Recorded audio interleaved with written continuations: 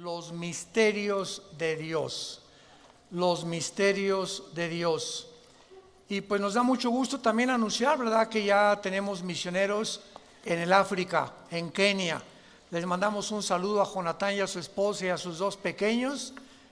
Ahora que regresaron hace un mes y medio al África, encontraron la iglesia destruida por los musulmanes. Rompieron todo y les quemaron todo. Y están volviendo otra vez a levantar otra. Así que imagínense ustedes en qué circunstancias se encuentra esta familia tan valiente y quieren después irse a Somalia. Bueno, es impresionante el corazón que tienen por la gente de África y por todos estos, el mundo del paganismo, que pues no tienen ningún conocimiento que tenemos nosotros de las Sagradas Escrituras. Métanse por favor a nuestra página villanuevaparaelmundo.org. Ahí está la dirección de ellos, mándenles correos, hoy les felicitamos, estamos con ustedes, somos la familia Díaz, la familia como Rodríguez. Tenemos conocimiento que forman ya parte de Villanueva para el Mundo, para que los podamos animar. ¿Por qué tenemos a tantos misioneros ya? Por ustedes, por las ofrendas precisamente que nos dan. En eso las utilizamos en pastores, en misioneros, en choferes, en secretarias, en viajes, en avión. Todo eso se necesita para la obra de Dios. Así que le damos gracias a todos ustedes por la generosidad con la que han participado, porque es fruto que va a abundar para vuestra cuenta. Abran sus Biblias en el libro del Génesis capítulo 2. Y en esta cuarta conferencia, perdón, dije la tercera, es la cuarta conferencia. Ya vimos en la tercera, la primera parte, sobre el misterio, se llamó del huerto del Edén. El misterio del huerto del Edén. Y cuando venimos a la Biblia, pues encontramos misterios que tal vez tú ya has leído muchas veces, o versículos, o libros, y que el año que entra lo vuelves a leer y vuelves a encontrar en lo que tú creías que ya habías leído, cosas que el Espíritu Santo no te iluminó hace 6 meses o el año pasado. Y así es el estudio de la Biblia, es el camino del justo es como la aurora, es cada vez más luz, más luz, más luz, hasta que el día amanezca. Entonces, la revelación de la Biblia ya está completa. Dios ya no tiene nada que revelarnos del infierno, del cielo o del futuro. La Biblia es un libro sellado. Así termina el Apocalipsis, nadie le puede agregar ya nada, ni le puede nadie quitar nada. Entonces, ahora ya no necesitamos más revelaciones, sino iluminación en lo que ya está revelado. ¿Me van siguiendo? Entonces necesitamos luz, que el Espíritu Santo es la oración que hacía a la iglesia de Éfeso el apóstol Pablo, alumbrando los ojos de vuestro entendimiento, para que sepáis la esperanza a la que Dios nos ha llamado, y cuáles las riquezas de Dios para sus santos, y la supereminente grandeza de su poder, el cual resucitó a Jesucristo entre los muertos. Entonces Pablo oraba porque la iglesia de Éfeso fuera iluminada y pudieran ver a través de la iluminación del Espíritu Santo las impresionantes riquezas y tesoros escondidos en la palabra de Dios. Por ejemplo, en el versículo 8, para repetir la última conferencia y puedan ustedes entrar en materia, porque ahorita vamos a terminar el misterio del huerto del Edén. En Génesis 2:8 dice la Biblia que Dios plantó un huerto en Edén, y el huerto no es el Edén. El Edén es la zona geográfica. El Edén no sabemos cuántos millas o kilómetros cuadrados tenía, pero dentro de toda esa área que se llamaba el Edén, Dios plantó un huerto ahí, un huerto en el Edén. Dice la Biblia, y puso allí al hombre que había formado. O sea, Dios no formó al hombre en el huerto del Edén, lo formó en el Edén. Y de ahí dice, lo puso. ¿Ya lo se fijaron? No te habías fijado, ¿verdad? Ni yo tampoco. Hasta que comenzamos ya de veras a profundizar. Dios crea al varón en el occidente del Edén. Y el huerto se encontraba en el oriente del Edén. Entonces Dios nos revela la zona geográfica donde puso y colocó al hombre para que en ese círculo, no sé si era bastante grande el huerto, era el lugar donde el hombre iba a pasar la prueba. Ahora bien, la palabra Edén significa tierra de riego en el hebreo, a los que les interese apuntarlo, tierra de riego, y así lo confirma Génesis 13, versículo 10, que era como huerto de riego. Y la palabra huerto es la palabra hebrea gan, con G de gárgara, A de Armando, N de nana, gan, así como suena, y se tradujo jardín o se tradujo huerto. Entonces muchas versiones de la Biblia mencionan el jardín del Edén o el huerto del Edén. Son palabras sinónimas. Y en último lugar vimos también en la última conferencia que había 4 ríos que salían del Edén y que regaban la tierra. Y de estos 4 ríos, geográficamente 3 son localizables, como el Nilo, el Tigris y el Éufrates. Que por ejemplo el Éufrates tiene 2.900 kilómetros de largo, y el Éufrates sale desde Turquía y atraviesa casi todo el Medio Oriente y desemboca en el estrecho de Hormuz o en el Golfo Pérsico. Y sabemos en Apocalipsis capítulo 9, versículo 10 en adelante, que ahí en el río Éufrates se encuentra la zona más grande de maldad del mundo entero. En esa zona geográfica, entre Siria, Irak e Israel, se encuentra una zona de maldad donde 4 ángeles están atados junto al río Éufrates, ángeles caídos esperando ser desatados para la batalla final del Armagedón y la tribulación que describe el Apocalipsis. Ahora bien, esto es muy interesante también, ¿verdad? Porque vemos que estos 4 ángeles, ¿por qué 4? Yo me preguntaba, ¿por qué son 4? Y esto es muy fácil de poder deducir. La Biblia nos revela que del libro de Daniel hasta que venga el anticristo iban a surgir 4 imperios, y el quinto iba a ser el imperio del anticristo. Entonces, del libro de Daniel hace 2600 años a nuestros días, cada imperio que surgió en la historia, los babilonios, los medos con los persas que se unieron, en tercer lugar el imperio griego de Alejandro el Magno y el imperio romano, tenían un principado cada uno.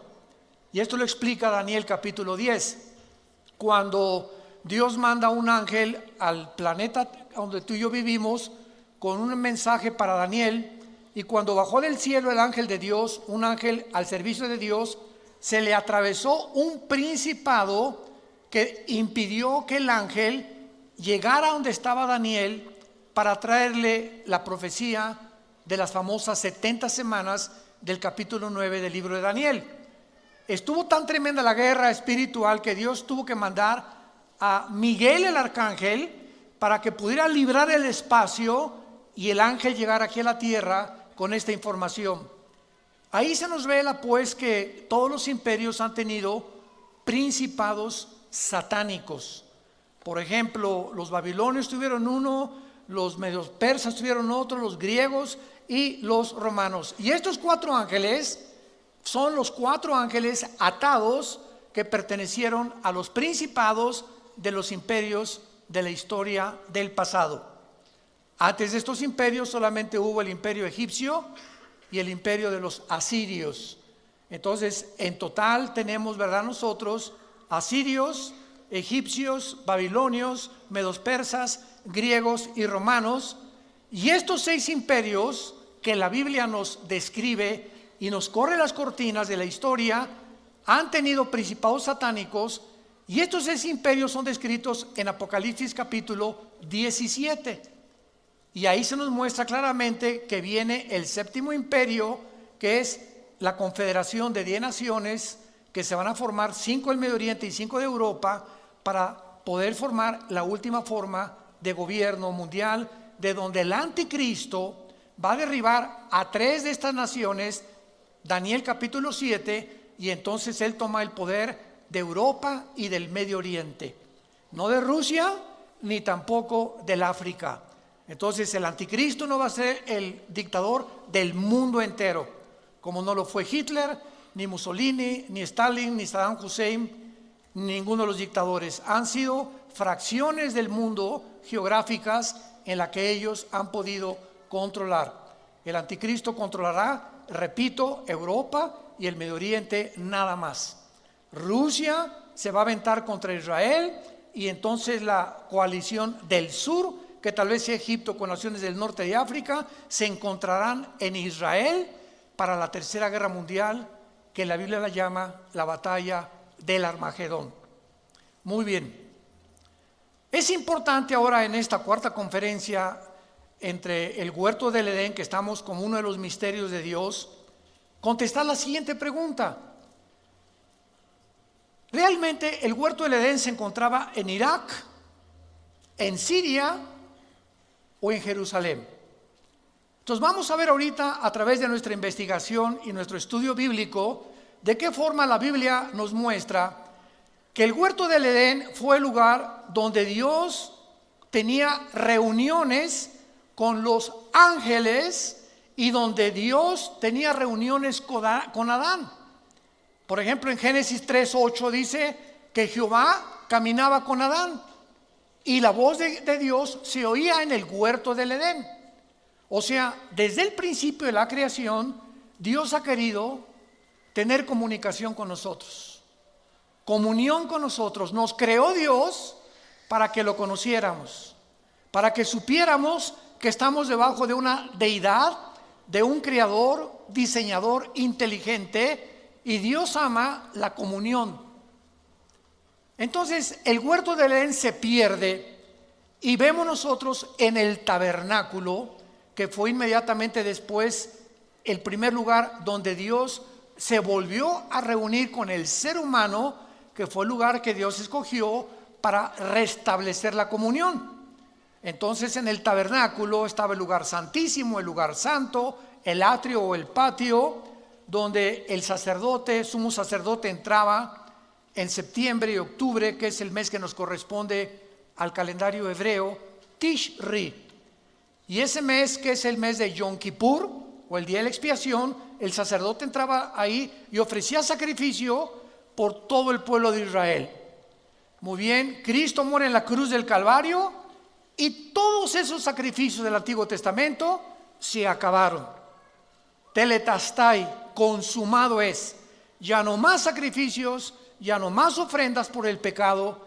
Cristo en la cruz ofrece lo que todo en el Antiguo Testamento eran símbolos, y Él en la cruz muere en nuestro lugar, y Él es el Cordero tipificado en los sacrificios del Antiguo Testamento. Entonces, de Cristo a nuestros días, ya no necesitamos a ningún hombre que interceda por nosotros ante Dios. Ya no hay el patrón de los taxistas o el patrón de la Virgen de la Macarena, la Virgen del Socorro, etcétera, etcétera, o Santo Tomás, o lo que sea. Ya podemos acercarnos, cada uno de nosotros, abiertamente, dice Hebreos 10, con confianza, con una conciencia tranquila, de que ahora me puedo acercar a Dios y llegar hoy en la noche a mi casa, o dar gracias por los alimentos en algunas horas más, y decirle: Padre, te doy gracias porque en este momento me estás oyendo. No necesito pedirle a otra persona que interceda ante mí, porque ahora tenemos un solo mediador, un solo intercesor, que se llama Jesús. Y con su sangre y con un solo sacrificio nos hizo perfectos para siempre. Gloria a Dios. Muy bien. Entonces, muchos han colocado, ¿verdad?, el huerto del Edén en Israel. ¿Por qué? Porque Israel está situada, construida sobre un monte. Cuando ustedes vean la geografía de Israel, por cierto, estamos planeando ya, les avisamos, el año que entra nos vamos a Israel. A ver cuántos quieren inscribirse. Va a ser la primera semana de junio, si Dios quiere, del año que entra. Así que vamos a llevarnos a mucha gente, va a ser un viaje precioso. Allá alquilamos camiones, bueno, es impresionante la excursión, dura como una semana. Y Israel está construida sobre el monte de Sión, el monte de Sión. Y fue el rey David el que llegó ahí a Israel y declaró Jerusalén la capital de Israel. Entonces, por eso se le llama el monte de Sión. Y muchos teólogos creen que ahí en el monte de Sión, o sea, Jerusalén, estaba el huerto del Edén. Otros han dicho, ¿verdad?, que estaba en Israel, otros que en Irak, etcétera, etcétera. Pero es interesante que, por ejemplo, ahorita en la ciudad de Jerusalén, cuando vayamos, vamos a recorrer Galilea, vamos a comer pescado increíble, ¿verdad, Marta? Se llama el pescado de San Pedro. Es un restaurante junto al mar de Galilea. Nunca en su vida ninguno de ustedes, y yo que me crié en Acapulco, ¿verdad?, y que conozco de mariscos, me encanta el guachinango así enterito, frito, al moco de ajo. El pescado ahí de San Pedro es único, es un sabor que ningún pez en el mundo lo tiene, no sé por qué. Yo creo que están santificados esos peces o quién sabe, ¿verdad? Y ahí nos agarró una tormenta la última vez que fuimos a Israel en el mar de Galilea y supimos lo que era Jesús, ¿verdad? Y bueno, fue una experiencia maravillosa. Pero es increíble, ¿verdad?, cómo nosotros podemos ahí en Jerusalén darnos cuenta que está construida el domo de la roca. Tuve cualquier foto de Jerusalén y hay un domo dorado, ¿ok? ¿No lo han visto? Ahí resalta y se le llama también la mezquita de Omar. ¿Qué es ese domo dorado inmenso que se ve en Jerusalén?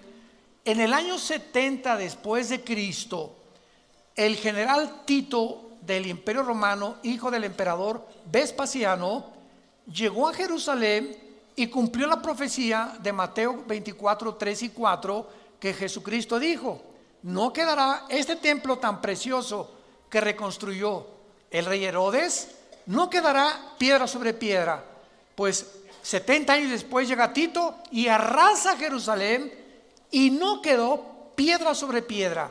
Muy bien, pasaron 6 siglos, en el año 600 después de Cristo, cuando un califa musulmán construye exactamente donde estaba el templo judío, de donde ofrecían los sacrificios y las ofrendas. Ahí encima construyen la mezquita de Omar y el domo de la roca. En otras palabras, debajo de ese domo se encuentra el templo judío. Y esta es la razón por la cual los judíos no han podido reconstruir su templo, aunque ya tienen casi todo el mobiliario y todos los instrumentos que se usaban. Pero ellos dicen que tendrían que derribar la mezquita de Omar o destruir el domo de la roca. Si lo hacen, se viene una guerra impresionante en Israel, porque imagínense nada más, es un lugar santo y sagrado para los musulmanes. Entonces, ¿cómo va a ser reconstruido este templo? No lo sabemos. Tal vez va a haber un terremoto, la invasión de Rusia e Irán, que está próxima ya contra Israel. Algo va a suceder, pero los judíos necesitan ese lugar para reconstruir su templo. Entonces, esta es la razón por la cual es un lugar santo. Y es interesante que en la puerta norte de esta mezquita, cuando vayamos a Israel lo vamos a ver, o lo puedes ver en los libros de historia, se le llama la puerta del paraíso. Así le pusieron en árabe, Baj Jiná. Y en el piso enfrente de esta puerta hay una piedra de color jaspe, verde, como de medio metro cuadrado, que los musulmanes le llaman la piedra del Edén. Entonces vamos a ver muchas cosas que son interesantes, tanto en la arqueología como en la historia, que apuntan sin lugar a dudas que el huerto del Edén efectivamente se encontró en la ciudad de Jerusalén, porque ahí comenzó la humanidad. Ahí fue donde Abraham, de una forma tipológica, iba a sacrificar a Isaías, a su hijo Isaac, que era el tipo del Cordero de Dios. Ahí en Jerusalén Jesús vivió, murió, fue enterrado, resucitó. En Jerusalén ascendió hacia el cielo y en Jerusalén terminará la humanidad. Por eso les digo, apúrense, vamos antes que se acabe todo. Ahí va a acabar la humanidad, de acuerdo a la Biblia. Zacarías 12, del 2 al 3, dice en Zacarías 12, capítulo 2, versículos 2 y 3, que Jerusalén se va a convertir en una piedra pesada para los pueblos que se congreguen en contra de ella, en el día en que Dios vaya a permitir que las naciones sitien a Jerusalén y venga la guerra del Armagedón. Apocalipsis 16, del 10 en adelante. Muy bien, ahora vamos a ver el terreno espiritual. Sabiendo que la ciudad de Jerusalén, todos estos antecedentes nos van a ayudar a llevar a una conclusión lógica, histórica y teológica.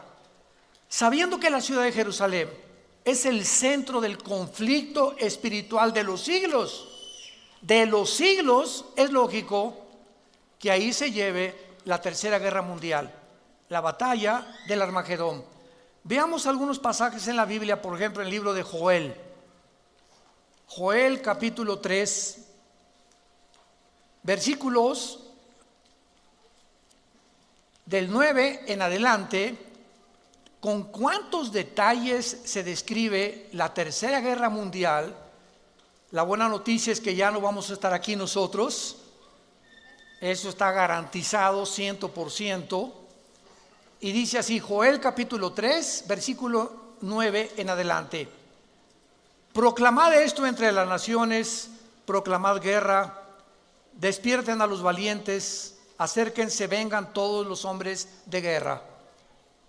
Forjen espadas de vuestros asadones, lanzas de sus hoces, diga el débil, fuerte soy. Júntense y vengan, naciones todas de alrededor, y congréguense, hagan venir allí, oh Jehová, a tus fuertes. Despiértense las naciones y suban al valle de Josafat, porque allí me sentaré para juzgar a las naciones de alrededor. Acuérdense que este juicio está en Mateo 24 y 25, cuando Dios va a separar a los cabritos de las ovejas en su segunda venida al mundo. Ahí se va a sentar en Jerusalén Dios, en el valle del Armagedón o en el valle del Megido, que también se le llama el valle de Josafat. Echad la hoz porque la mies está madura, vengan, descender porque el lagar está lleno. Rebosen las cubas porque mucha es la maldad de ellos.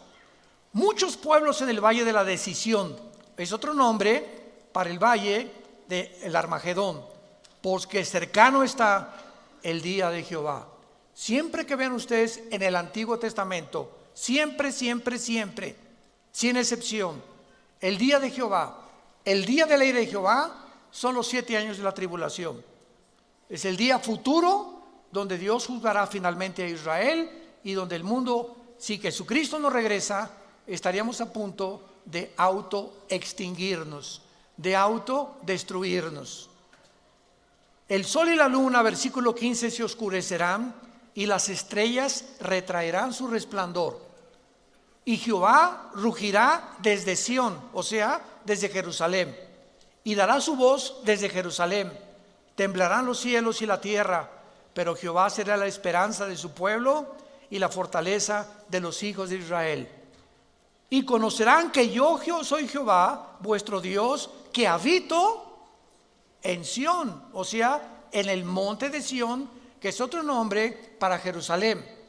Mi santo monte, y Jerusalén será santa, y extraños no pasarán más por ella. Vemos pues claramente el lugar geográfico que Dios ha determinado, donde se van a reunir todas las naciones del mundo. Van a venir los chinos del Medio Oriente, tal vez con Corea del Norte o con Filipinas y Tailandia, naciones del Medio Oriente. Van a venir del sur, con países africanos, tal vez Libia, Sudán, Marruecos, etcétera, etcétera. Europa, el anticristo va alarmado a juntarse ahí también con su ejército, y ahí será el momento en el que Jesucristo descienda antes que nos acabemos todos en la tercera guerra mundial. Y la Biblia profetiza que cuando Jesucristo descienda en la segunda venida, los únicos sobrevivientes en este planeta serán una tercera parte de los humanos. Cuando Jesucristo regrese, solo una tercera parte sobrevivirá a las guerras antes de la Tercera Guerra Mundial. Ahorita la próxima guerra que la Biblia profetiza es Irán atacando a Israel. Qué interesante que ya hace 2-3 semanas hay una tensión tremenda entre Irán y Estados Unidos. El presidente Trump ya les avisó, ¿verdad? No nos van a amenazar. El Ayatollah Khomeini Rouhani, el presidente de Irán, acaba de declarar que ellos no van a soportar ni a tolerar más presiones económicas que ya ahorita dictaminó el gobierno norteamericano contra Irán para poder bajarle 3 rayitas al buque petrolero que en el Golfo Pérsico hace una semana le hicieron un boquete tremendo los iraníes y que no lo pueden permitir por ser aguas internacionales donde fluye casi el 35% del petróleo al occidente, y Estados Unidos dijo no lo podemos seguir permitiendo que se apoderen del Golfo Pérsico, porque si lo cierra Irán, que es la frontera con Irán, el Golfo Pérsico afecta al mundo entero, el petróleo se va a $500 tal vez por barril, viene una economía desastrosa en el mundo y todo por ese lugar geográfico donde Estados Unidos ya mandó un portaaviones y aviones y barcos de guerra con los nuevos aviones F-35, ya no son los F-21, y donde están tratando de evitar que esta profecía se cumpla, pero se va a cumplir de todas maneras, porque de acuerdo a la Biblia, Estados Unidos va a pasar a segundo y tercer plano en su supremacía política, económica y militar. ¿De qué les estoy hablando? De que Estados Unidos va a pasar a segundo o tercer nivel por 3 razones. Una, pueden ser por ataques terroristas, que puedan bombardear Washington, que puedan bombardear el Capitolio y que pueda venir una economía desastrosa para Estados Unidos. Número 2, que venga el arrebatamiento de la iglesia. En el arrebatamiento de la iglesia se calcula que el 40% en Norteamérica son cristianos. En Europa el 0.05. Así que cuando venga el rapto de la iglesia, los europeos ni se van a dar color, como dicen los muchachos, ¿verdad? Ni en cuenta, porque pues ya el cristianismo es impresionante. El ateísmo y el racionalismo francés y alemán predomina completamente en Europa desde hace 50 años aproximadamente. Y en tercer lugar, la deuda externa de Estados Unidos alcanza ahorita los 23 trillones de dólares. 23 trillones de dólares. ¿Saben ustedes, para que tengan idea, cuánto es $1 trillón de dólares? Si tú comienzas a contar $1 de aquí a 250 años, no alcanzas a contar $1 trillón de dólares. Para que lo compares con lo que tienes en el cochinito en tu casa, en nuestra alcancía. Entonces, Estados Unidos no puede permanecer. Ahora bien, en el momento en que algo sucede en Estados Unidos, en esta época que estamos viendo, no sabemos cuándo, en ese momento Rusia aparece en las profecías de la Biblia con China y con Irán. Ezequiel capítulo 38 del 1 al 6. Irán aparece con el nombre en la Biblia de Persia. Y Persia se le cambió el nombre a Irán en 1935, a la República Islámica de Irán. Entonces vemos nosotros que cuando venimos a la Biblia, no es un libro de leyendas, como dice la gente, ni Aladino en el País de las Maravillas. La Biblia está respaldada por la arqueología, por la paleontología, por la antropología, por la química, por la genética, por la biología, por la física, por cualquier disciplina que tú me quieras mencionar y cualquier persona que se atreva. Es un libro hecho por hombres y está lleno de contradicciones. Siempre la pregunta es, ¿ya lo leíste? Cabeza ¿de qué le decimos?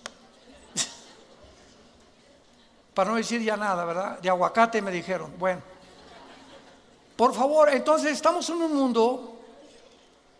mundo donde la gente está comenzando a hablar cosas sin sentido y donde los medios de comunicación están propagando cosas espantosas.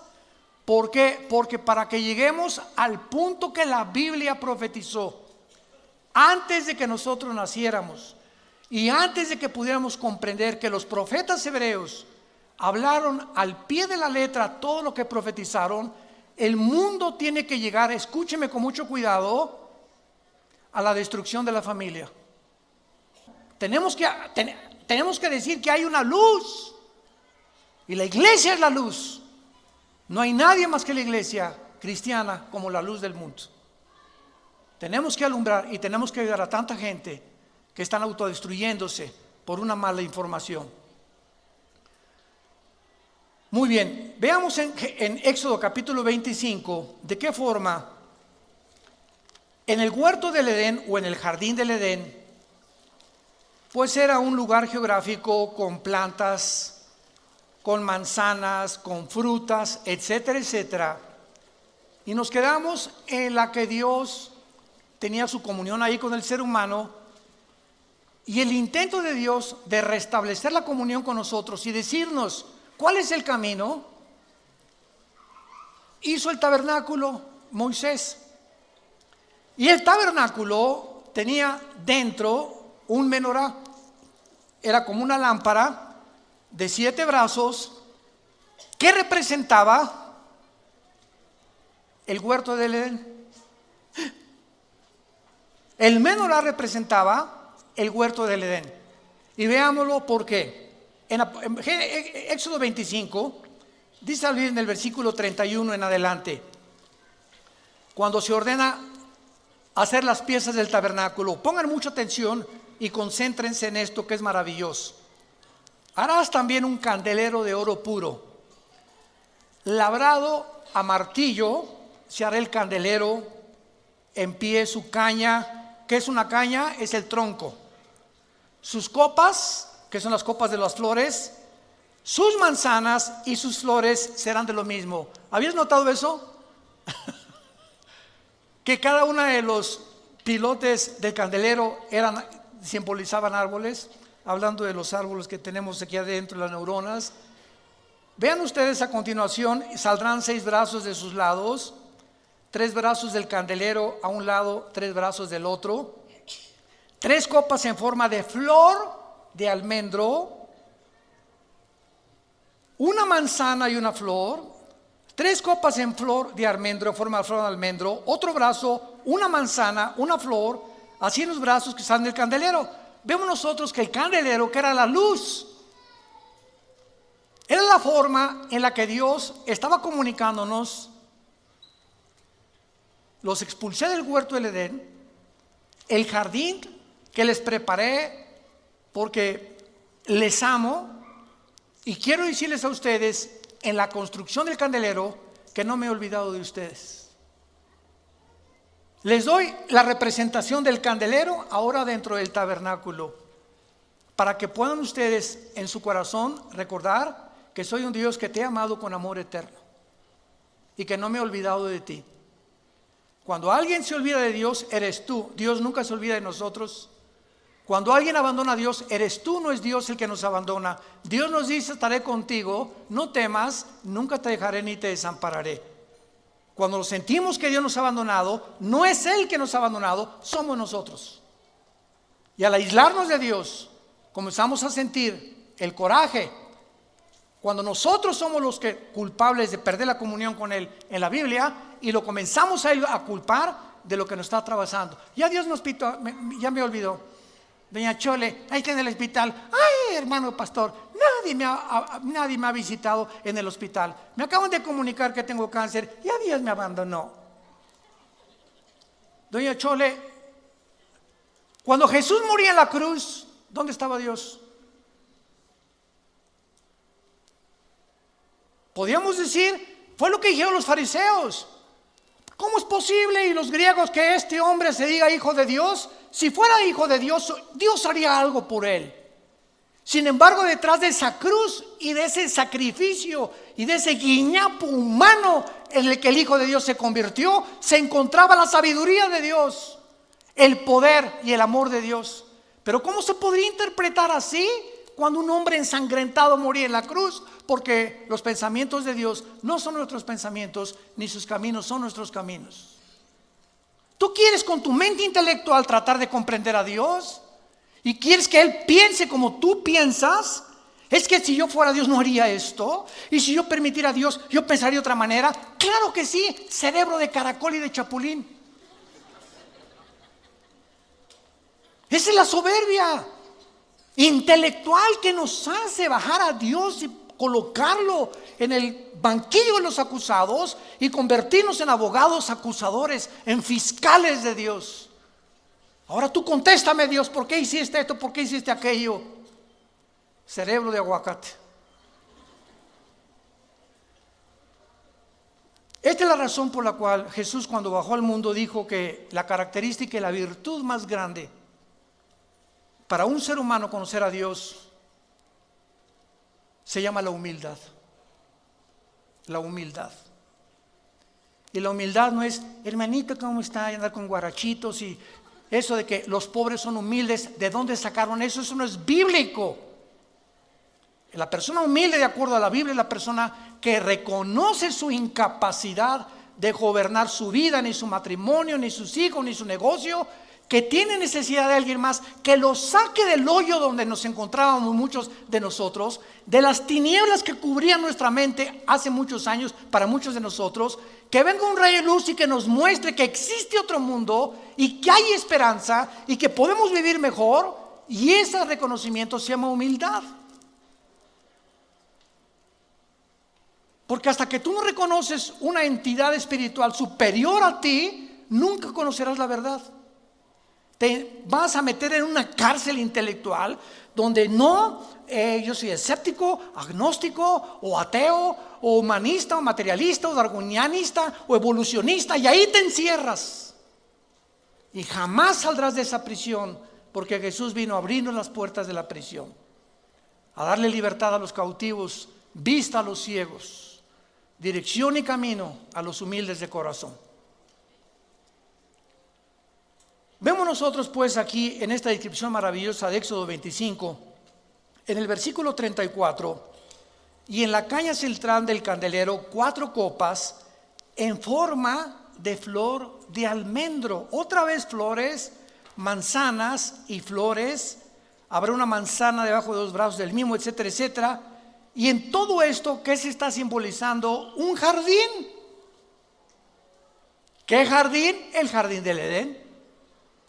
El paraíso donde Dios colocó a la primer pareja de seres humanos para probarlos y para mostrarnos que aun cuando quedamos mal con Él y le hemos rechazado y hemos querido hacer nuestras propias leyes y nuestro propio código de conducta y de moral, Dios se acuerda de nosotros.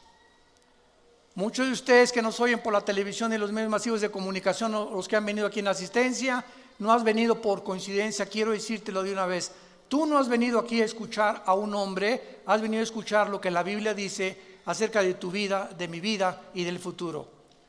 Y has venido a escuchar dónde se encuentra la medicina para que salgas del hoyo donde te encuentras. Hace muchos años dicen que un hombre se encontraba en un pozo. Y pasó un hombre y le dijo, ahí te va estas reglas de ética, léelas. Y luego pasó otro hombre y le dijo, le sobó la cabecita y le dijo, te deseo lo mejor, que salgas pronto. Y pasó un tercer hombre y le dio la mano y lo sacó del pozo. El primer hombre fue Confucio, el segundo hombre fue Buda y el tercero hombre fue Jesús. De todos los líderes religiosos que ha habido en el pasado, Él es el único que nos vino a sacar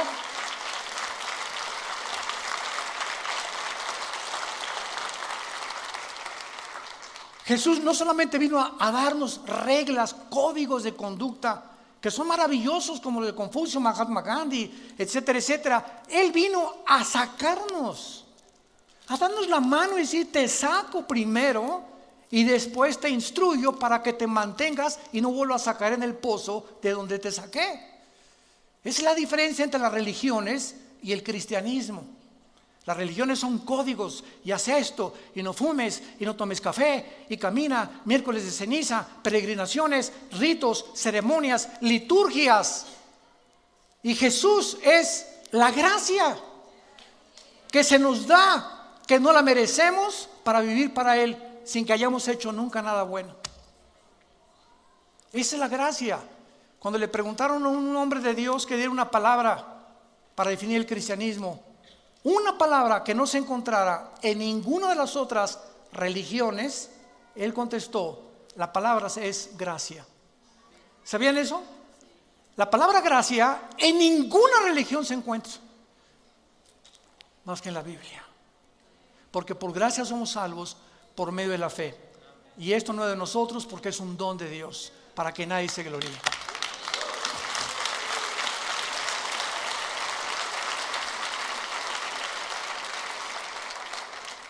Ahora, veamos la supremacía de Jerusalén en la Biblia también y a través de la historia, y pensemos seriamente en esto. ¿Por qué Dios declara en la Biblia a Jerusalén el centro de las naciones? En otras palabras, la Biblia declara el ombligo de las naciones a Jerusalén, así como el lugar donde Dios dijo que su nombre no iba a estar en Metepec, sino en Jerusalén. Su nombre ahora está en nosotros, los que seguimos a Jesús.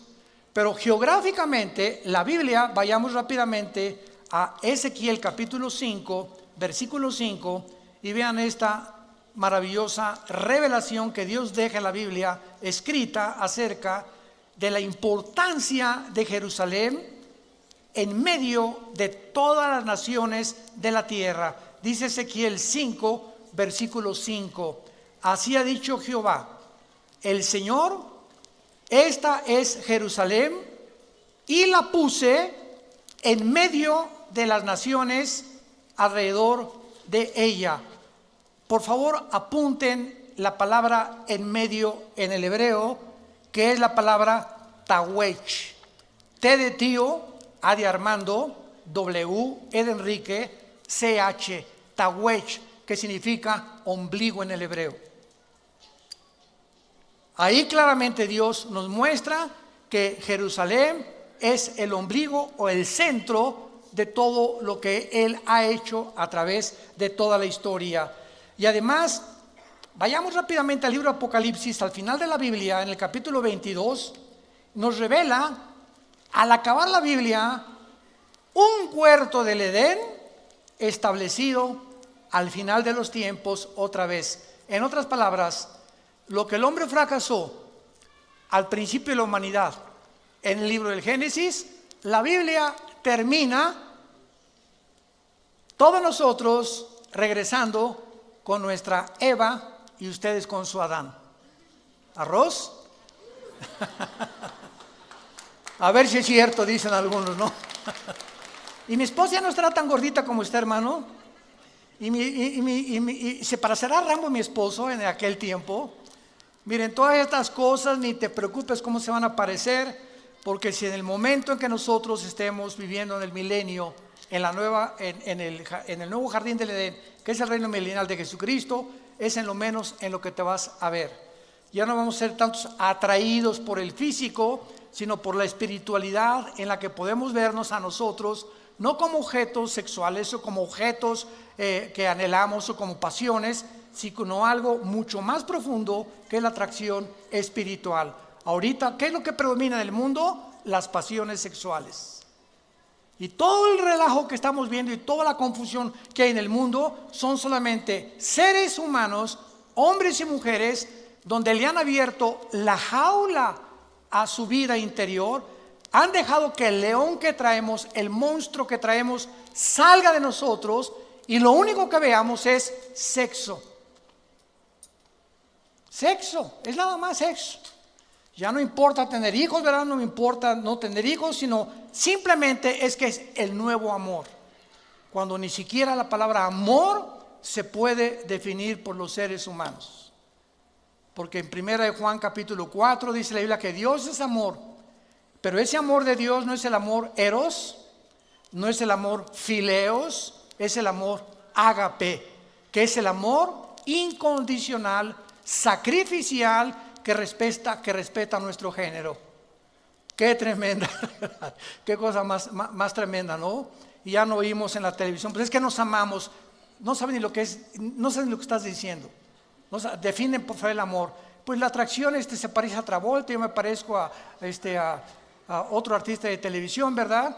Y pues somos atraídos o mujeres. Entonces es la confusión que vivimos, porque ya no sabemos ni qué estamos por lo que siendo atraídos, ni por qué a fuerza interior nos está robando nuestra identidad, porque vivimos en ese mundo de confusión. Y veamos nosotros al final de la historia, en el capítulo 22 del Apocalipsis, versículo 1 al 3, ¿cómo termina la Biblia?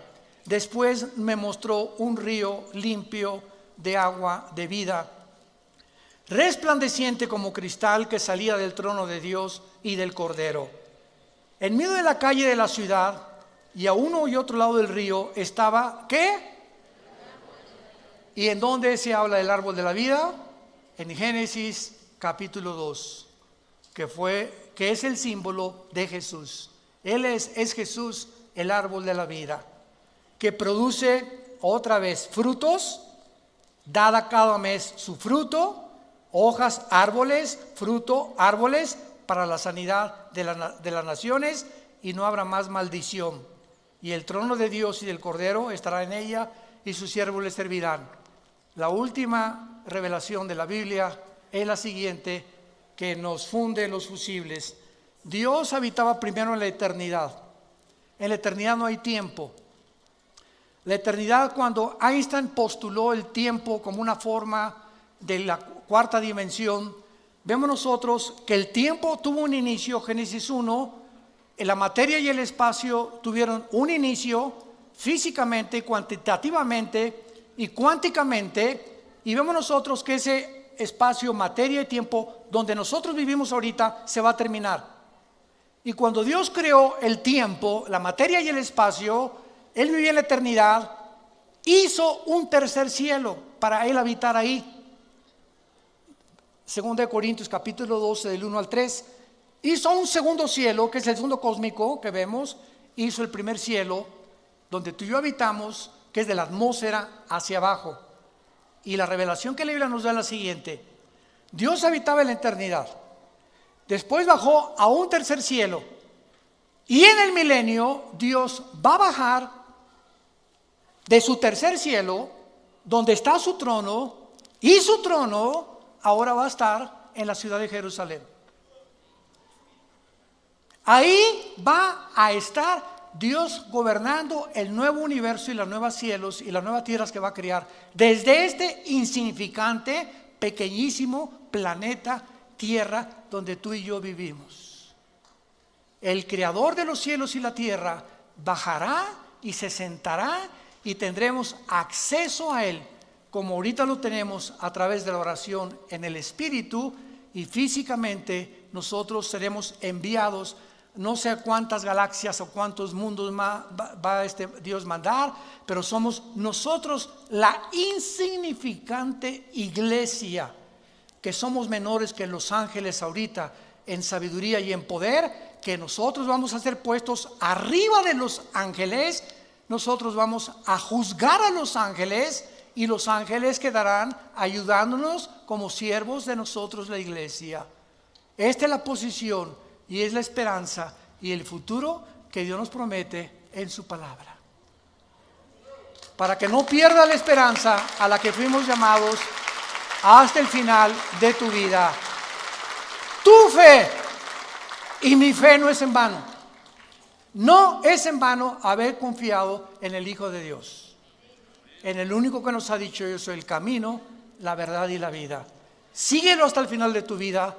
No desmayes, no te desanimes, levanta tus alas como las águilas, porque Él te dará nuevas fuerzas. Y si tú has venido en este momento desanimado, desilusionado de tantas cosas, el mundo, en el basurero que nos rodea, porque el mundo está oliendo ya a putrefacción, ya por todos huele a putrefacción, ya amenazas de guerra en la economía, moral, de generación, perversiones. Esto se va a acabar pronto. Él viene por nosotros, y en ese día sabrás que valió la pena confiar en el Hijo de Dios. no quisieran muchos de ustedes venir en esta mañana a la cruz de Jesucristo. Te damos gracias, Señor, en esta mañana por tu palabra, porque nos manda, Señor, que podamos nosotros en nuestro entendimiento fijarlo ya claramente y esperar por completo en la gracia que se nos traerá cuando Jesucristo sea manifestado. Aquel varón que bajó del cielo a este mundo, que fue crucificado, muerto, enterrado y resucitado a los 3 días, vive y quiere entrar a tu vida en esta mañana, en la que Él a través de la Biblia te menciona que te ama, que no quiere tu condenación, que puede transformar tus pensamientos y te puede devolver tu identidad, que muchos han perdido, porque es el propósito satánico robarnos nuestra identidad. Oh Dios, gracias por haber bajado a tendernos la mano y a morir por nosotros en una cruz. Y si alguna persona quiere en este momento recibir a Jesucristo como su Señor y Salvador, para que Él entre a tu vida y te ilumine y amplíe tu comprensión del mundo invisible espiritual que nos rodea, y no camines ya en tanta confusión, en tantas opiniones de hombres como tú y como yo, que no tienen la verdad, ni tampoco la medicina, solo la tiene el Hijo de Dios, porque su sangre nos limpia de todo pecado. Y si tus pecados hoy fueran como el carbón, y tú me digas, he abortado 8 niños, he matado 50 personas, convertí mi género en otro género, estoy negando mi sexualidad, no importa lo que tú hayas hecho, en la sangre de Cristo verás el milagro de ser transformado en una nueva criatura, y las cosas viejas quedarán atrás y descubrirás que Él vive por los siglos de los siglos, en quien oramos y te damos las gracias. Amén, Señor.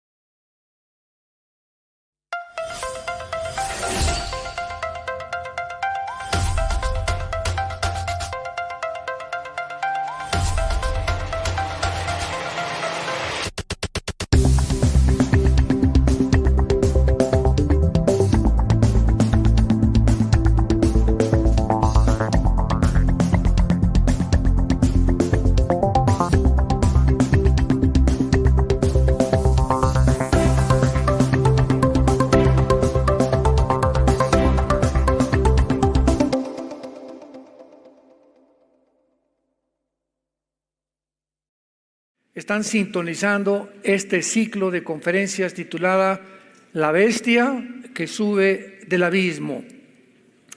Les pido que abran sus Biblias, porque los que la traigan son los que se van a ir en el rapto.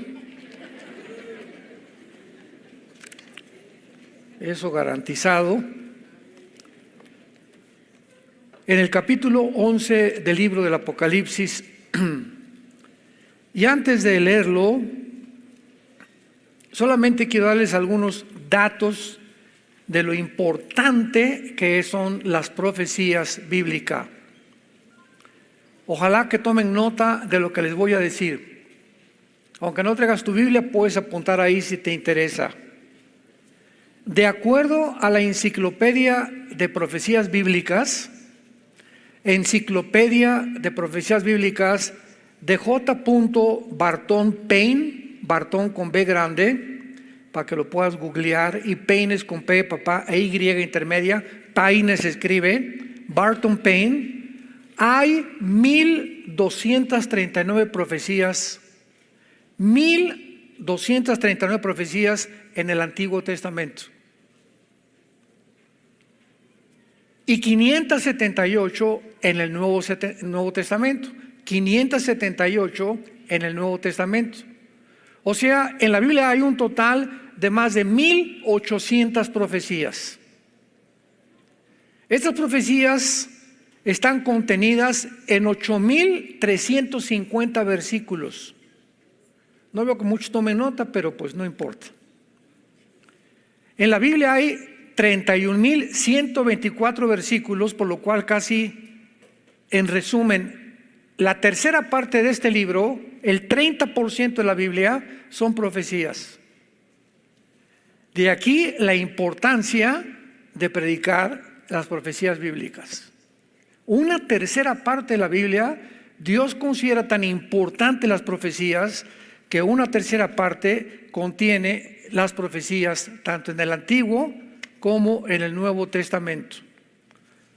Ahora, muy bien, estamos viendo una serie y les recomiendo que vean las conferencias anteriores, las encuentran en YouTube, acerca del mundo invisible que nos rodea, que si no tuviéramos la Biblia, nadie podría, mediante la investigación científica, mediante el estudio intelectual o filosófico, descubrir que hay un mundo, una dimensión diferente a la de nosotros en el universo. Una dimensión invisible habitada por entidades espirituales.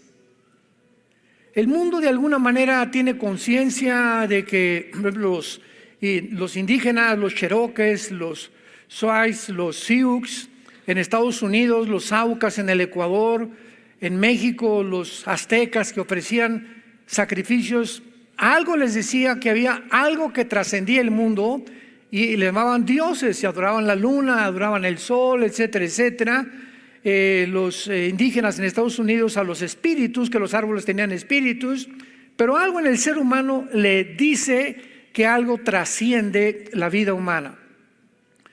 Y la Biblia nos abre completamente el conocimiento de la dimensión espiritual, diciéndonos que esa dimensión que existe a nuestro alrededor, invisible, es primero que la dimensión que tú y yo estamos viviendo. ¿Por qué? Porque fue anterior a nosotros. Dice en Hebreos capítulo 11, versículo 1 y 2, que las cosas que no se ven a través de la fe, y que las cosas que no se ven son más claras y más reales que las que se ven.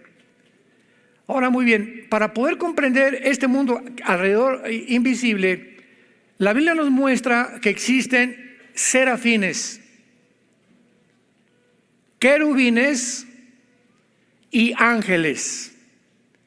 Los querubines es el rango más elevado que hay en el mundo espiritual, y Lucifer, que es el llamado Satanás. La palabra Satanás no es un nombre propio, es un título. Satanás significa adversario, viene de Satán, hebreo, que significa enemigo. Entonces Lucifer era un querubín, lo encontramos en Ezequiel 28, y como el querubín está relacionado con la adoración de Dios, acordémonos que cuando Dios le dio instrucciones a Moisés de construir el arca, ¿se acuerdan?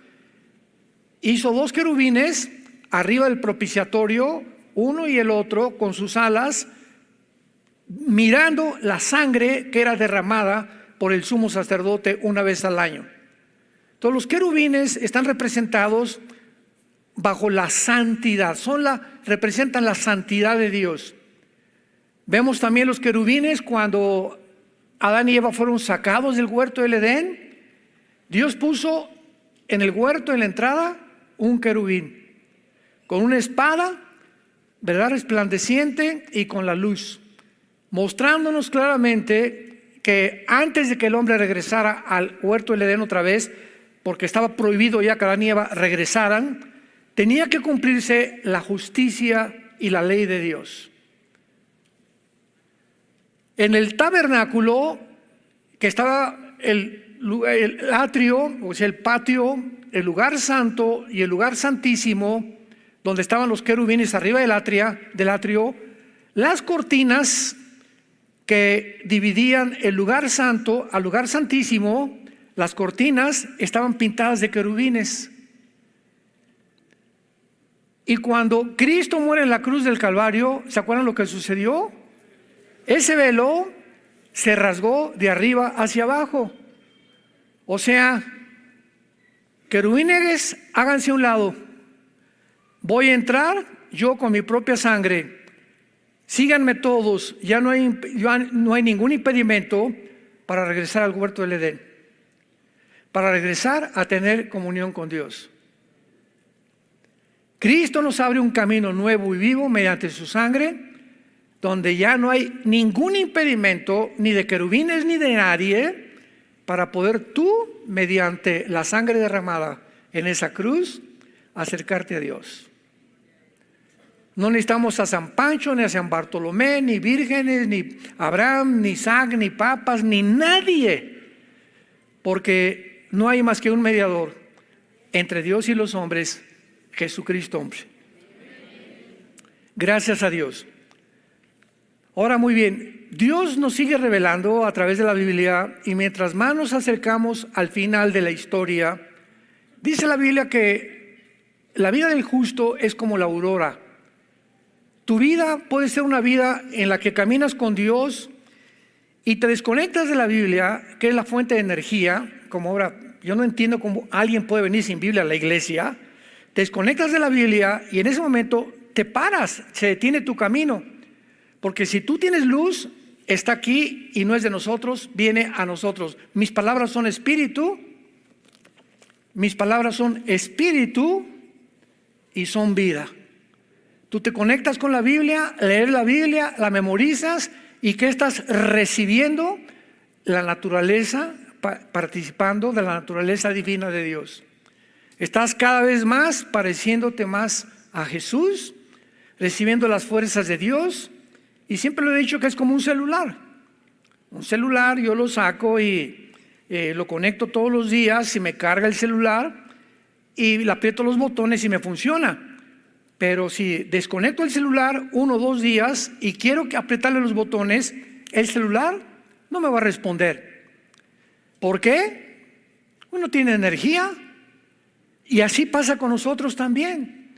Todos los días tenemos que conectarnos a la fuente de la energía, que es la palabra de Dios, llenarnos de la palabra de Dios, oír la palabra de Dios, meditarla, memorizarla, estudiarla, y te cargas. Y entonces sales a la escuela con tus hijos, sales a tu despacho, sales a tu taller, sales a enfrentarte al mundo cargadas las baterías.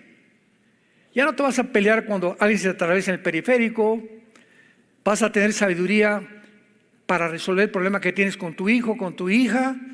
Tenías un problema de compras o no compras, vas a saber si comprar o no comprar, porque separados de Él. ¿De veras lo crees? Y cuando nos separamos de la Biblia, nos separamos de Jesús. Porque Él es la palabra hecha carne. En el principio era el verbo era Dios, y el verbo era con Dios. Y vimos aquel hombre que se hizo, aquel Dios que se hizo carne y habitó entre nosotros como el unigénito Hijo de Dios. Y se hizo carne para vivir. O sea, la palabra se hizo carne, el verbo se hizo carne.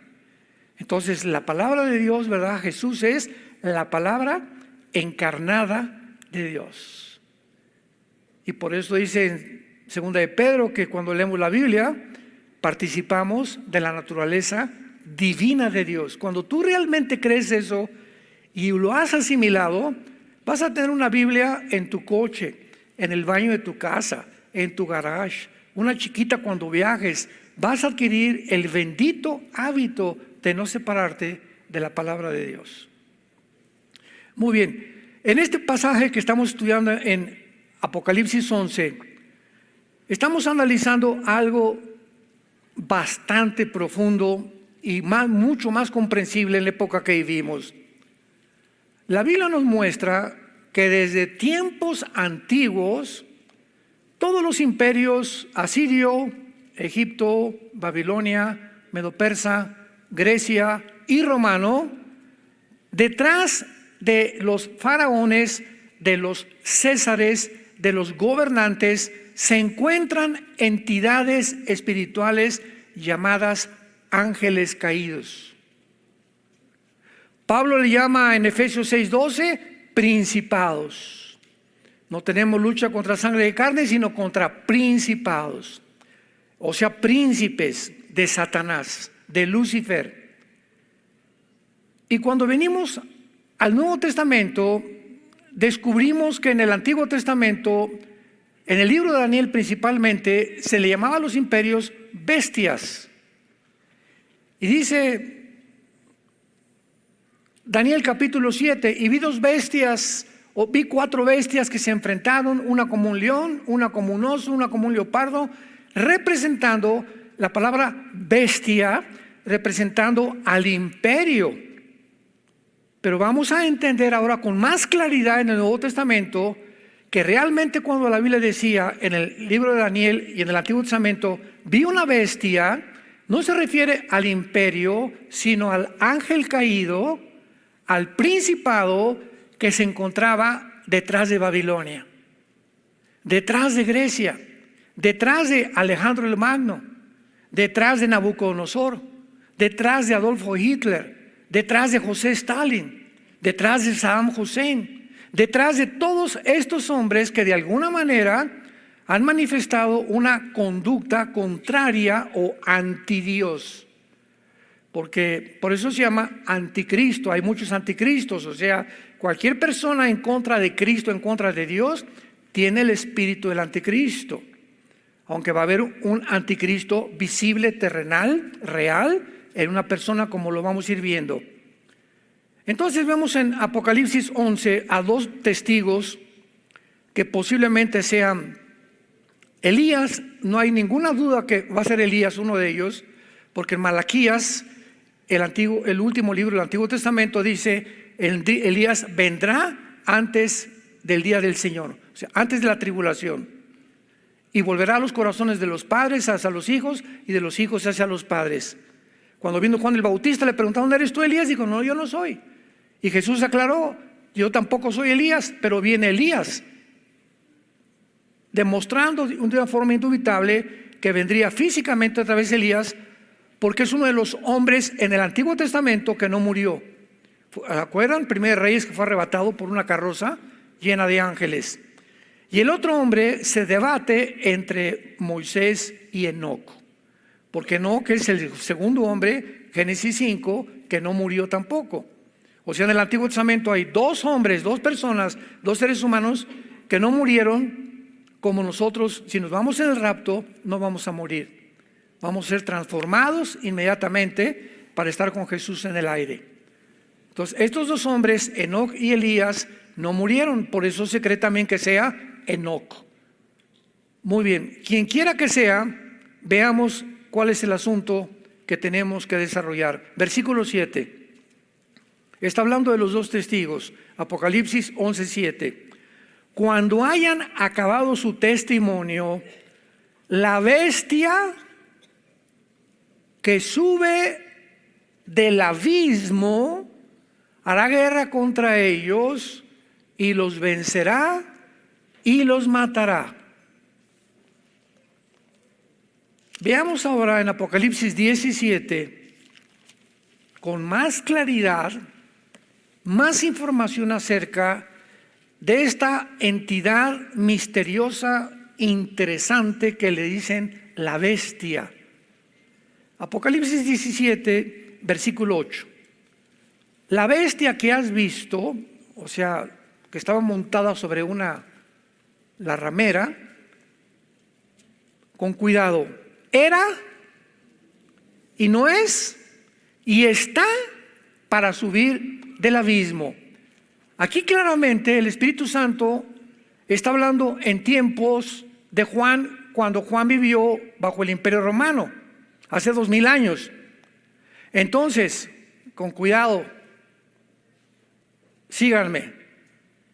En el tiempo de Juan, la bestia no existía, pero había existido.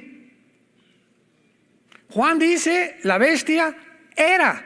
O sea, en tiempos del gobierno romano, esta bestia no existía.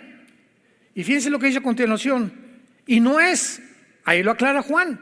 En el tiempo de él, en tiempos de la vida de Juan, no existía, no estaba la bestia, Sin embargo, está para subir del abismo.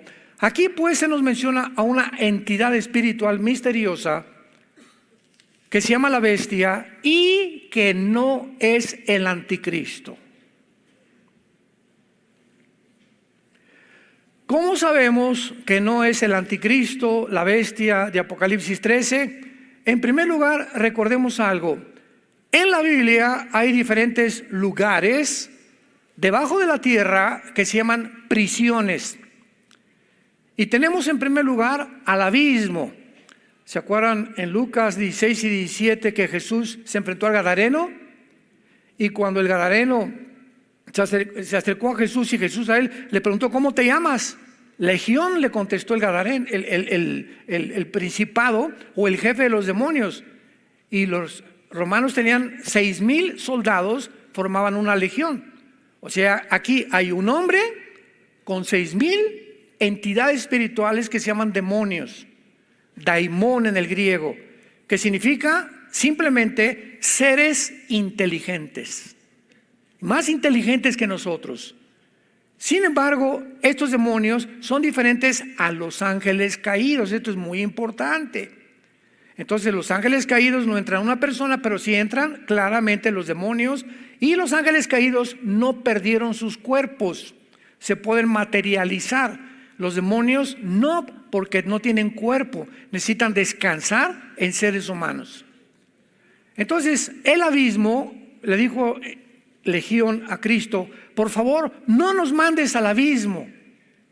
Tenían un miedo terrible de ir a esa prisión en el centro de la tierra. Lo vamos a ver.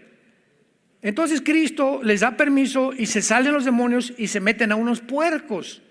¿Recuerdan todo esto? Y los puercos llegan a un precipicio y se avientan. O sea, los demonios le dicen a Cristo: no nos mandes al abismo, permítenos entrar en animales. Entran a puercos, porque es un animal inmundo en el Antiguo Testamento, y los puercos y los demonios matan a los puercos. Oigan, demonios, pues entonces, ¿y ahora qué? ¿A qué cuerpo se van a meter? ¿Qué nos enseña esta lección? Que el mal es autodestructivo.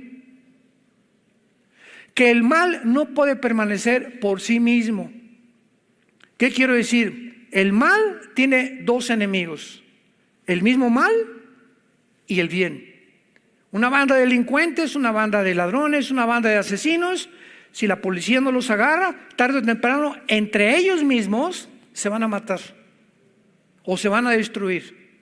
No puede el mal subsistir por sí mismo. El bien solo tiene un enemigo: el mal.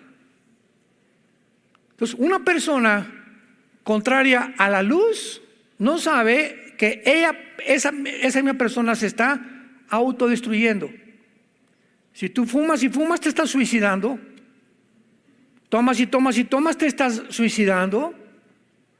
Maldices a tu mujer, cometes adulterio, robas, no pagas, vas en contra de las leyes de Dios, te estás autodestruyendo. Y al mismo tiempo a las personas que están a tu alrededor, porque el mal opera de esta manera, no puede subsistir. El bien tiene que subsistir porque estamos como una planta debajo del sol, tenemos aire, tenemos oxígeno, tenemos tierra, y el camino del justo es como la aurora, va en aumento. El cristiano va aumentando, creciendo cada vez más, dando fruto, cada vez más paz, más esperanza. ¿Por qué? Porque está puesto, arraigado y cimentado en la raíz que es Jesucristo. Una vez que comprendemos esto, vayamos al libro de Daniel, capítulo 7 en el Antiguo Testamento, para comprobar estas verdades tan importantes y entender este libro maravilloso y esta serie titulada La bestia que sube del abismo. Dijimos que el anticristo no puede ser la bestia, porque dice que sale del abismo. ¿Correcto? Y en el abismo no se encuentra ninguna alma humana. El abismo es la habitación, la prisión de los demonios. Los seres humanos que mueren sin Cristo o sin ley o que no nacieron de nuevo descienden a otro lugar que se llama el infierno. Gena, G-E-N-N-A-H-A, en el griego Gena. Y los ángeles que se han rebelado contra Dios, como en Génesis 6, que trataron de mezclarse con mujeres y producir una raza híbrida, que es lo que actualmente están tratando de hacer, van a otro lugar llamado el Abadón. Entonces hay el abismo, el infierno para los seres humanos y el Abadón para los ángeles. Esto es importante para los estudiantes de la Biblia. Entonces, si la bestia va a subir del abismo, pues no puede ser un ser humano, porque contradice la Biblia misma. En Hebreos 9:27 está establecido que muramos una sola vez y después el juicio. En otras palabras, no hay reencarnación. Si el anticristo sube del abismo y ya murió y vuelve a aparecer y vuelve a morir, entonces tendría dos muertes. Y la Biblia dice que está establecido que muramos una sola vez. Y el abismo no es la habitación de las almas condenadas, es el de los espíritus inmundos. Entonces, vamos por orden para que vayan ustedes comprendiendo esto. Entonces, el anticristo es un ser humano, o va a ser, lo vamos a ver, me adelanto, como tú y como yo, un ser humano. De otra manera, Apocalipsis 20 no podría ser echado al lago de fuego. Si es una computadora, no podría ser echada al lago de fuego.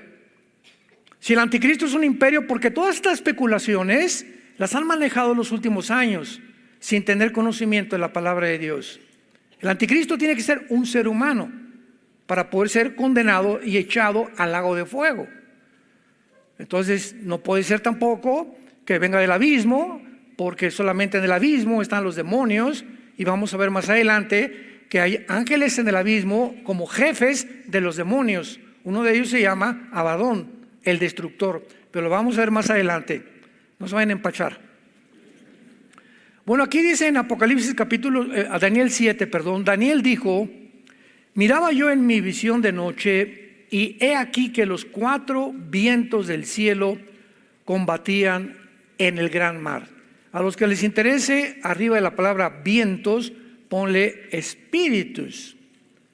La palabra espíritus se traduce vientos, aire, dependiendo del contexto sabemos lo que son. Todos vemos aquí que Daniel está viendo una visión y viendo a 4 ángeles, 4 espíritus combatiendo en el gran mar. Es interesantísimo que sea en el mar. Lo vamos a ir viendo más adelante. Vamos a ver la chuletota que vamos a partir esta tarde. Y 4 bestias, o sea, cuatro espíritus y 4 bestias grandes, diferentes la una de la otra, subían del mar. En Apocalipsis 13 dice Juan que el anticristo, la bestia, subía del mar. Isaías 27, 1 al 4, dice la Biblia, el dragón que vive en el mar. Pero el falso profeta, el mismo Apocalipsis 13, todo esto lo vamos a ir viendo, sube de la tierra. Tenemos que poner, cuando estudiamos la Biblia, mucha atención no hay una palabra en la Biblia, no hay nada que haya sido desapercibido o que no tenga una relación con el mundo espiritual en que vivimos. Por eso dijo Jesucristo: escudriñen, que significa hagan pozos, escudriñen, escarben, estudiantes de la Biblia, y van a ser recompensados como no se imaginan. Vi 4 bestias diferentes la una de la otra. La primera como león, tenía alas de águila. Versículo 5. La segunda como un oso. La tercera como un leopardo. Versículo 6. Versículo 7. Y la cuarta. Aquí en la cuarta es interesante que no se le relaciona con ningún animal. Los primeros 3 animales, león, oso y leopardo, son depredadores, crueles, Bestias, por eso no son animales. Animal es mi perro, un caballo, una vaca. Pero cuando habla la Biblia de bestia, o sea, eres una bestia, y está hablando de algo superlativo, algo que trasciende, que va más allá de la animalidad, ya de depredadores, sanguinarios, crueles, etcétera, etcétera, hambrientos, insaciables. Pero la cuarta bestia, que es el cuarto imperio, que es Roma, y que está relacionado con 4 etapas, lo vamos a ver también, ya no se le da ningún nombre.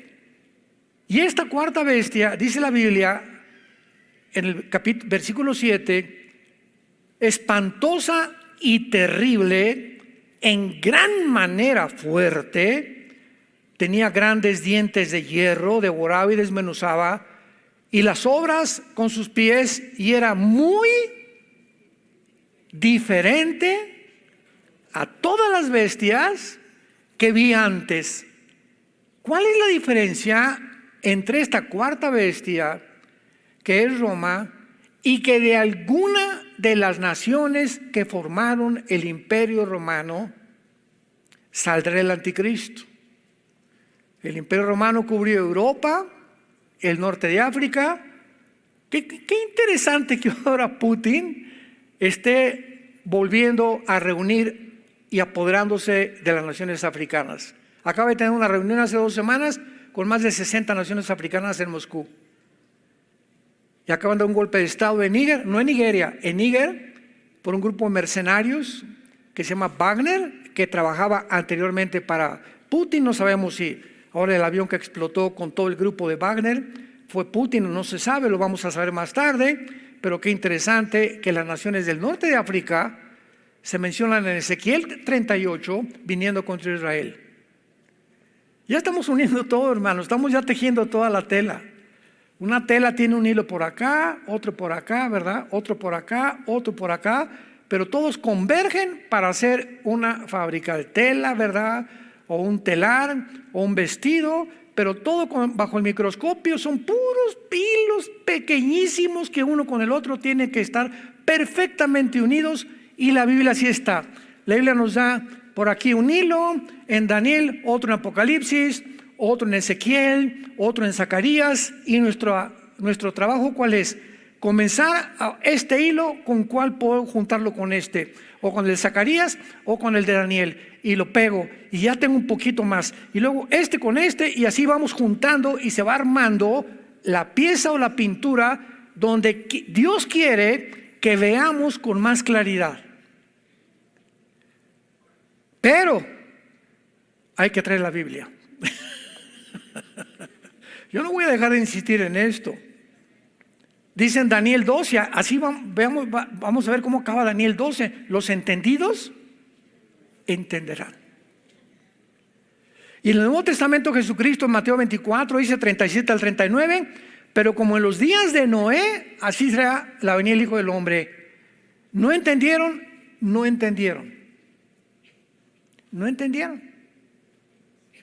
Se les habló y se les habló los domingos en los estudios y todo, y la persona que decía cristiana seguía igual y seguía igual, y no cambiaba con su esposa, y no cambiaba con su esposo, ni ellos con sus papás, o sea, y se seguían llamando cristianos. Nunca entendieron que el propósito de este mandamiento es el amor nacido del corazón, de una conciencia limpia y de una fe no fingida. 1 Timoteo capítulo 1. Tú tienes que caracterizarte por un amor que realmente no sea hipócrita. Tiene que nacer de tu corazón servir a Dios, no por reconocimiento, ni por aplauso, ni para que sepas, ni para que... No, porque realmente amas a Dios, amas su obra. Tu conciencia con Dios tiene que estar siempre limpia. Yo no puedo venir aquí a la Biblia y, Señor Jesucito mío, miles de compañía, no me desampares ni de noche ni de día. Y no le pidió perdón a mi esposa. O a mi compadre le debo hace 3 años un dinero que ni le he abonado siquiera, ni hay interés en mí de pagar esa deuda. Vengo a la iglesia y todavía tengo pornografía en la llanta de refacción de mi carro. Ahí revisen, señoras.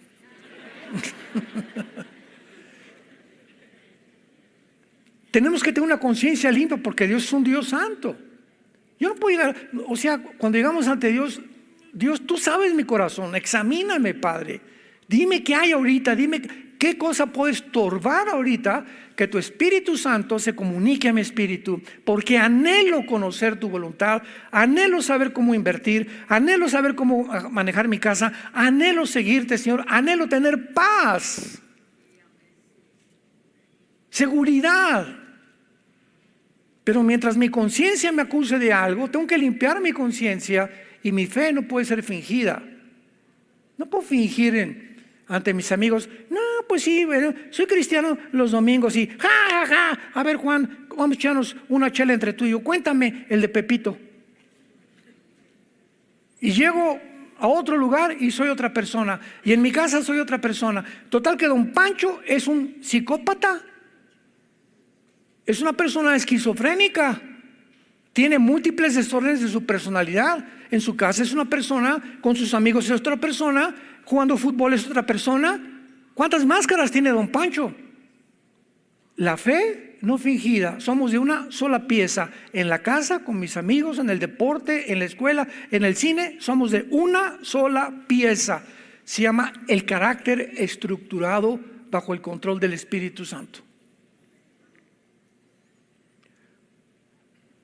El secreto aquí en Daniel 7:7 de esta cuarta bestia, porque era diferente a las demás, le encontramos en el significado de la palabra diferente. Apúntalo, es la palabra hebrea Shainah. S de Samuel, H-A-I-N-A-H,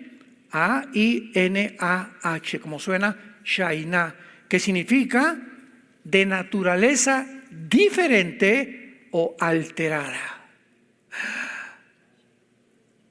De naturaleza diferente o naturaleza alterada.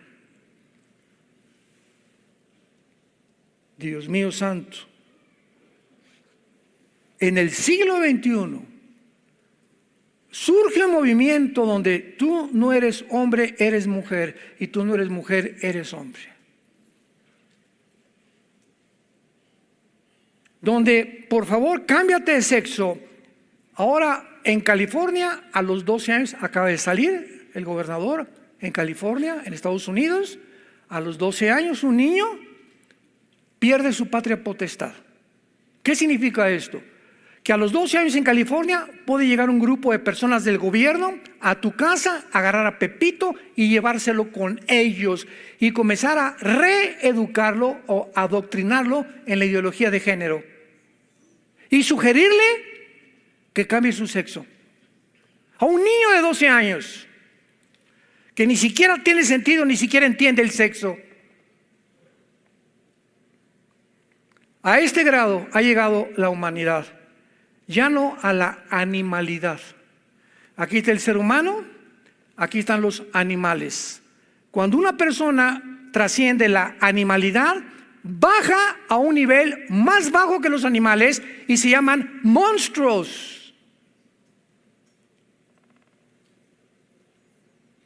Y la época en que estamos viviendo ha comenzado a llenarse de monstruos, gobernantes que están aprobando todas estas cosas, manejados por una élite, una agencia no gubernamental. Ahora vuelven a anunciar, viene otra vez el COVID, están enfermos.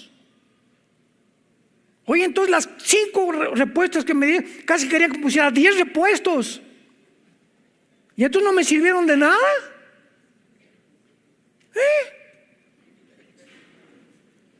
Usa un poquito la mente. ¿Cómo es posible que viene otra cepa de COVID y entonces la que me pusieron, ¿para qué sirvió? Oye, me voy a vacunar contra la poliomielitis. ¿Por qué? Para que no me ataque la poliomielitis. Pero si a los 6 meses me da la poliomielitis, oiga, la vacuna que me puso, ¿qué me puso? ¿Me engañó usted, médico? El mundo se acerca precipitadamente a un gobierno global, donde las naciones necesitan un sistema, una ideología de gobierno para poder controlar más fácilmente a los ciudadanos. Y esta ideología se llama socialismo-comunismo. Es el más perfecto sistema de gobierno para controlar a la humanidad.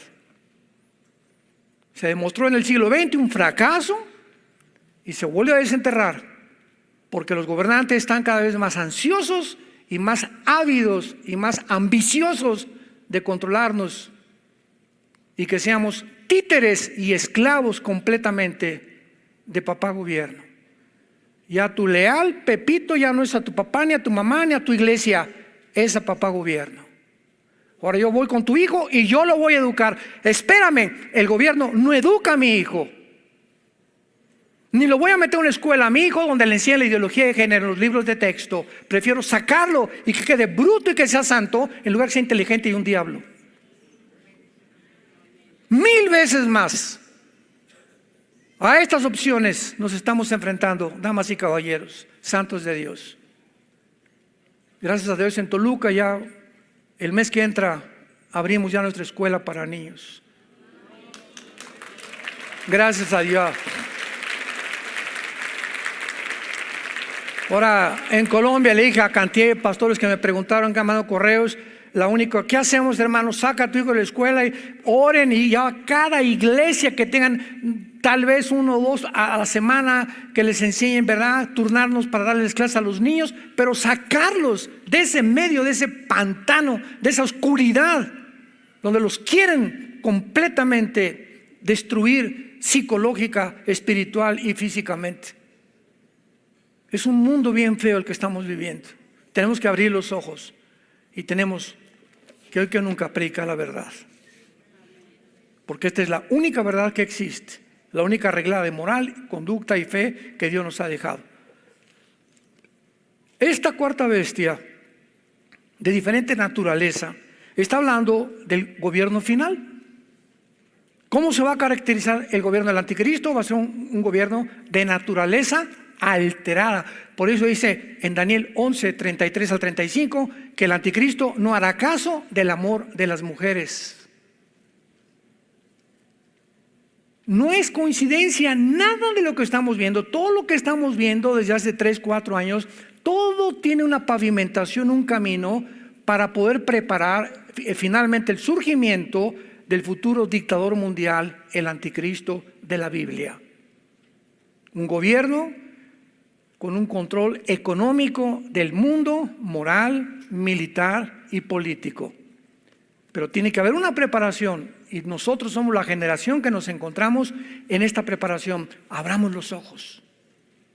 Abramos los ojos porque ahora más que nunca tenemos que hacernos una pregunta: ¿qué debo hacer? ¿Qué debo hacer? ¿Seguir viendo la televisión? ¿Seguir viendo la familia Peluche? ¿Seguir despreocupándome de todo?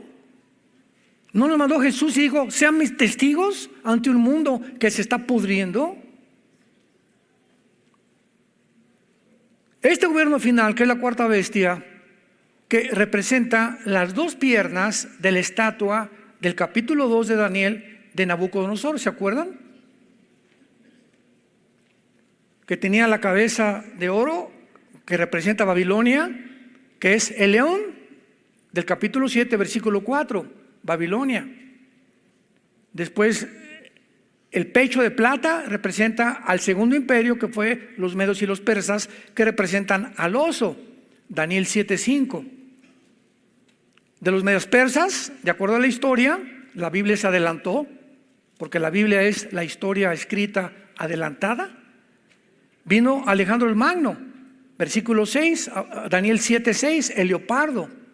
Se le compara un leopardo a Alejandro el Magno porque fue un hombre que a los 21 años, cuando matan a su padre Filipo, la mamá de Alejandro el Magno era bruja.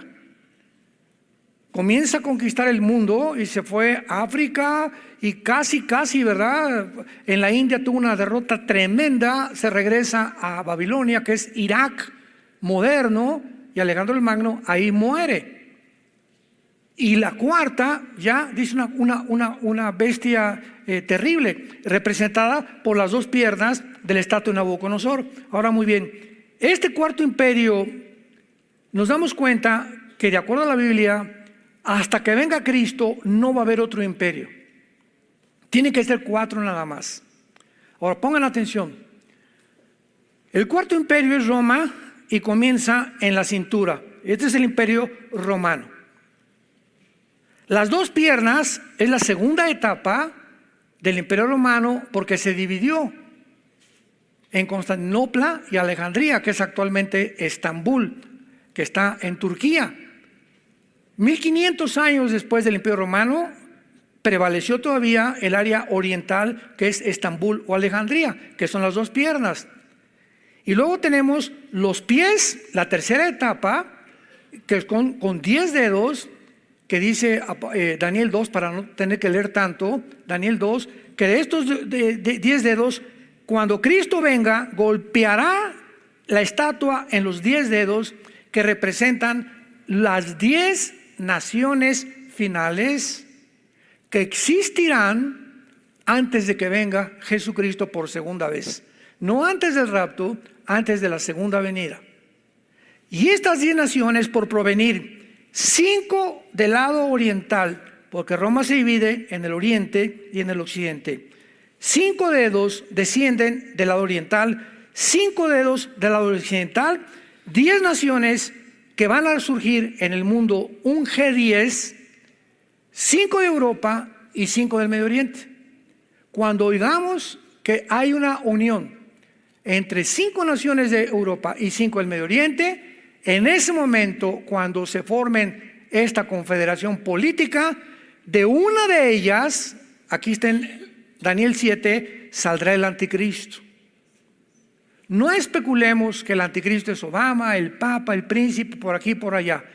El anticristo no lo vamos a conocer hasta que haya un G10. Porque es hasta que venga esta unificación cuando surgirá el anticristo de una de esas naciones, que es la cuarta etapa de las piernas o del cuarto imperio. Por eso dice Daniel 7:7, y tenía 10 cuernos, que son los 10 cuernos de Apocalipsis 13 y los Apocalipsis 17.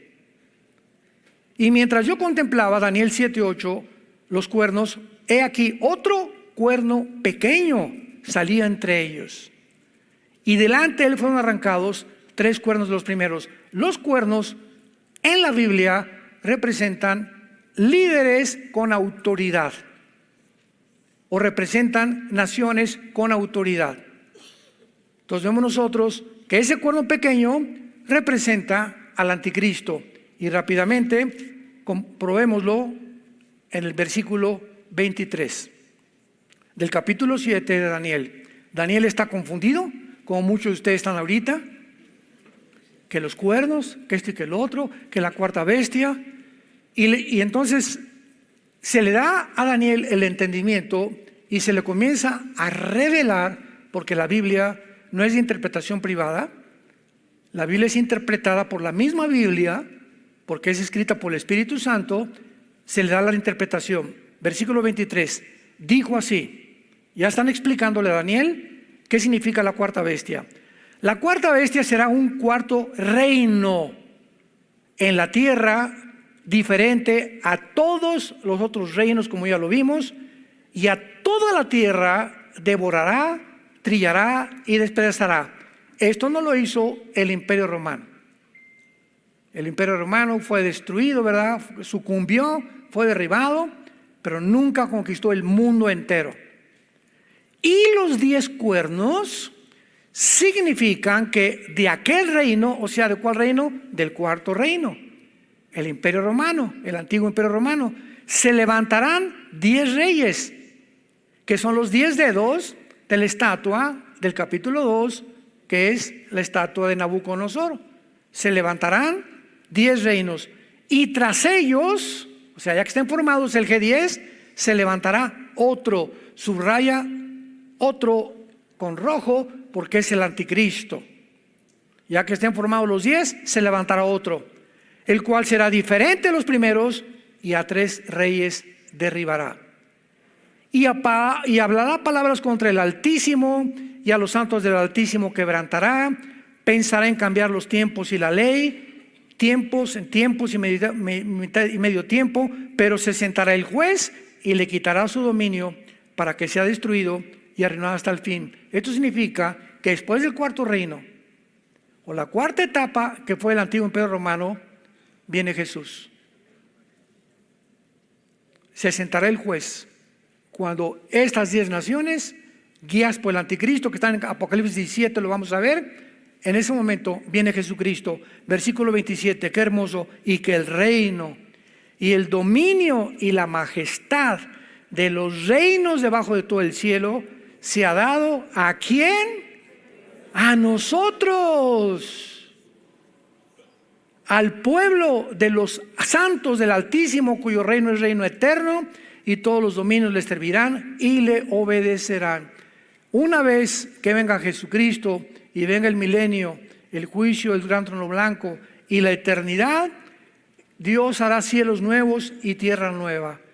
Y serán no los ángeles, no los querubines, no los serafines, seremos tú y yo, que fuimos creados a la imagen y semejanza de Dios, por lo cual esta vida temporal que estamos atravesando en un planeta que está ocupado por el enemigo ahorita, y donde estamos nada más en tránsito, estamos atravesando por este planeta, era necesario que Dios nos pusiera en este planeta, porque lo que se nos va a dar va a ser muchísimo más que lo que sufrimos. Y estando conscientes, dice el apóstol Pablo en Romanos, que los sufrimientos que estamos ahorita teniendo no son comparables con la gloria que nos espera. Cuando estemos ahí,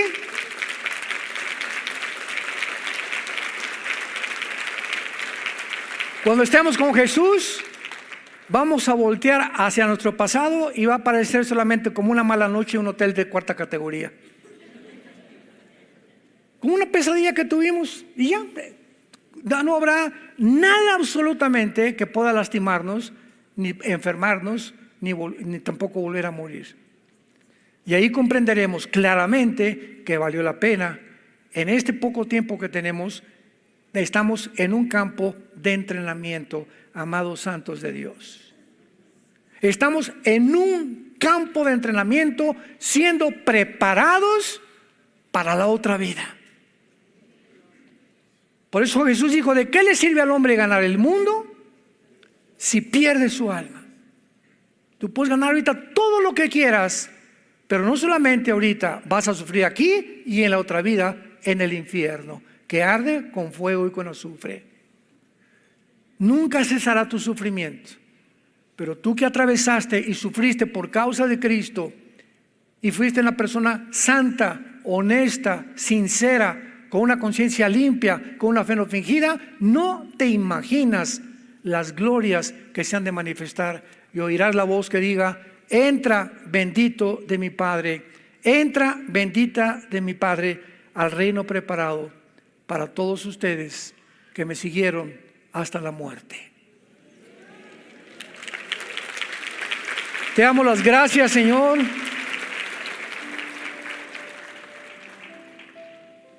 Gracias, Padre, porque el propósito de este mandamiento es el amor nacido del corazón, de una conciencia limpia, de una fe verdadera, no fingida, real. Tú que escudriñas la mente y el corazón, eres el único que nos conoces verdaderamente. Todas las cosas están abiertas y desnudas delante de aquel a quien algún día le vamos a dar cuentas.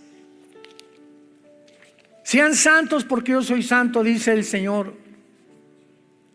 Y si invocáis por nombre a aquel que sin acepción de personas juzga a cada uno según sus obras, vivan siempre bajo el temor de Dios durante toda vuestra peregrinación. Somos peregrinos nada más.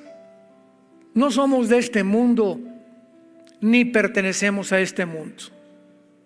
Estamos aquí de paso siendo entrenados, conociendo a aquel que en esa cruz abrió sus manos y dio su vida, porque sabía el gozo que le iba a esperar después de la cruz. Él menospreció lo que Satanás le ofreció, el mundo, la gloria, los placeres, el dinero, porque sabía muy bien que después de su muerte vendría su glorificación. Gracias, Jesús, por tan grande amor en la cruz, el mismo amor que ahora Dios en este momento te ofrece y te pide que te arrepientas de tus pecados. Arrepiéntete de tu vida en este momento. Por las misericordias de Dios, ya no sigas en el camino que estás caminando. Date la media vuelta y vuélvete a Dios con todo tu corazón. Hoy que el Espíritu Santo te está hablando. Y dile ahí desde donde tú estás, ustedes que nos ven a través de los medios de la televisión: Señor, perdona mis pecados.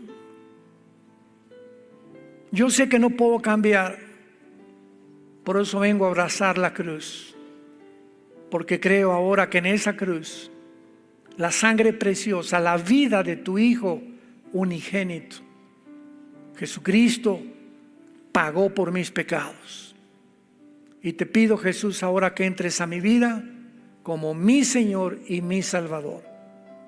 Gracias por darme la vida eterna y la corta vida que me das ahora hasta el día de mi muerte. Moriré en paz, sabiendo que me estarás esperando y que valió la pena que hoy que oí tu voz no endurecí mi corazón. En el nombre de Jesús. Amén. ¿Qué libro, verdad? La Santa Biblia, el único libro, la única luz, la única antorcha que tenemos en tanta oscuridad.